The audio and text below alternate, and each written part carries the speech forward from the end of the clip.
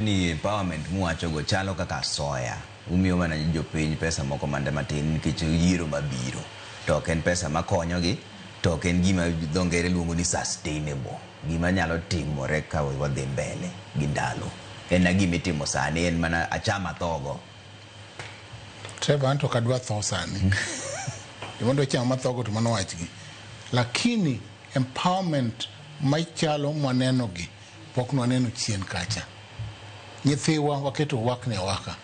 To kwanya timo gimoro makonyo ngimagi. Ten gima ber. Ng'ato time ka iluonge na soya to biro konyo ngima obedi. Pesa mwamiyo jo loko ala matindo tindo. Jo andaswekra en gima konyo ngimagi. To maga empowerment matimo. Skunde kata fees machulo nyithindo madhi school e bursary programs mantiero en gima konyo ngima. Kinya wacho ni ichulo nyithindo kawuono kiny. Wang'i gima sani manya konyo ngimawa. Koro miyo ng'ama wacho ni mano asoya en ng'ama ok ng'i ngima mambele. Ng'ama ng'iyo ngima ni sani e osiepne. Nikech sani kiyudo tinyalo loso go ala moro makonyo ngima ni kiny. Ka ok iyudo tibiro bedo e dhot kichandore.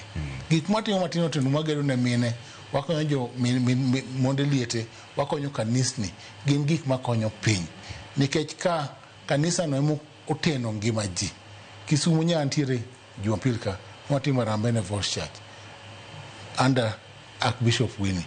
Mago gik makonyo ngima, konyo chuny dhano, wakonyo society gi community. Nikech kanye mabe wayude chiemb mar chuny, walame Nyasaye temo ritowa. Koro kinya wacho ni mago tindo tindo. Gin gik mabeyo kabisa. To